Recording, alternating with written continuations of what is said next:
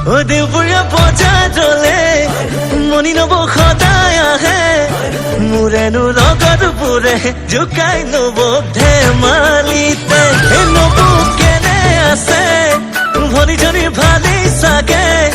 কথাটি নেপাহৰো ময়ো জানা সুধিবনে ভনীয়ে কল কথা সোধাত উঠি যায় নবৰ্ষ ভাবে চাগে ভনী কয় মই কিহত লোক এয়া আমাৰ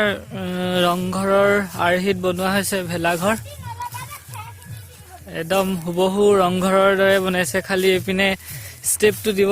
লাগিছিলে এইটো বনাইছিলে কিন্তু কমপ্লিট কৰিব নোৱাৰিলেগে হয়তো কৰিবও পাৰে খুব কম সময়ৰ ভিতৰতে বনাইছে গতিকে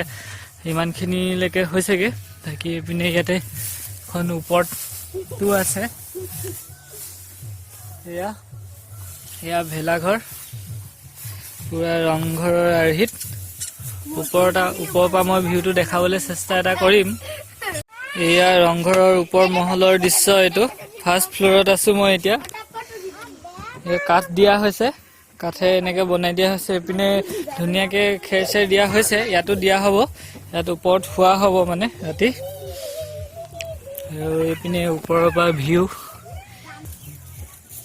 এয়া ৰংঘৰৰ ওপৰৰ ভিউ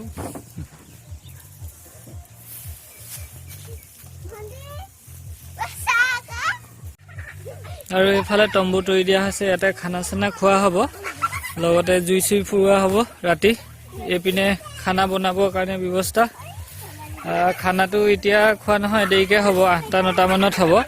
আৰু এটা মানে ওচৰতে আৰু এটা ভেলাঘৰ আছে তাতে এতিয়া অলপ সোনকালে হ'ব ৰাতি খানাটো ইয়াত হ'ব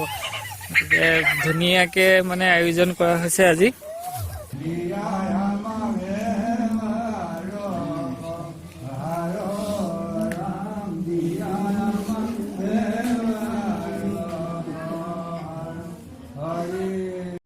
পৰ্বতৰ ঢেকীয়া লিহিৰি পতীয়া বতাহত যেনেকৈ হালে ঢোলৰে চাপৰ তোৰে লাহি কঁকাল দুচেও তিনি চেওকৈ ভাগে তোৰ দৰে নাচনি দেখি শ্ৰীকৃষ্ণই বাঁহী বজাইছিলে চাগে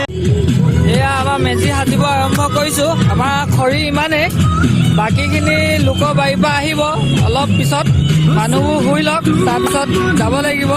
কালেকশ্যনত খৰি কালেকশ্যন মোৰ মইনা ঐ বাঁহী বজাইছিলে চাগে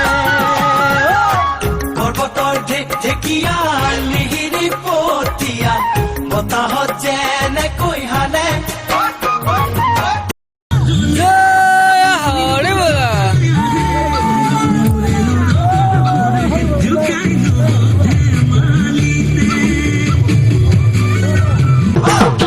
মাঘৰ বিহু আহিল মইনা মাঘৰ বিহু আহিল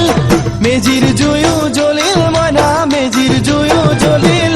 মাঘৰ বিহু আহিল মইনা মাঘৰ বিহু আহিল মেজিৰ জুয়ো জ্বলিল মইনা মেজিৰ জুয়ো জ্বলিল অসমীয়াৰ মন প্ৰাণ ৰঙে ৰখে ভৰিল মইনা ৰঙে ৰখে ভৰিল অসমীয়াৰ